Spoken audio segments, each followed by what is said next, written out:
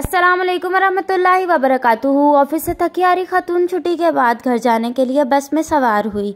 Seat पर आंखें मूंदकर थोड़ा सा रिलैक्स करने की कोशिश करने लगी। अभी बस चली ही थी कि अगली कतार में बैठे एक साहब ने अपना मोबाइल निकाला और ऊंची आवाज़ में गुफ्तगू शुरू कर दी। उनकी गुफ्तगू कुछ इस तरह से थी, जान मैं गफूर बोल रहा हूँ, बस मैं बैठ गया हूँ और घर ही आ रहा हूँ।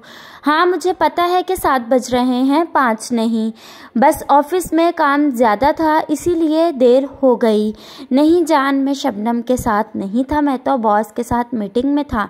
मेरी जान, सिर्फ तुम ही मेरी ज़िंदगी में हो। हाँ कसम से। इस ऊंची आवाज़ मुसलसल गुफ्तगू से खातून का सारा रिलैक्स करने का प्रोग्राम गारत हो चुका था और वो बहुत अनईज़ी महसूस कर रही थी।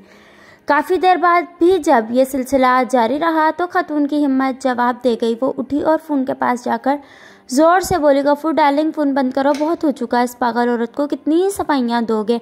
अब गफूर साहब अस्पताल से वापस आ चुके हैं, लेकिन पब्लिक मुकामात पर उन्होंने मोबाइल का इस्तेमाल मुकम्मल तौर पर बंद कर दिया है।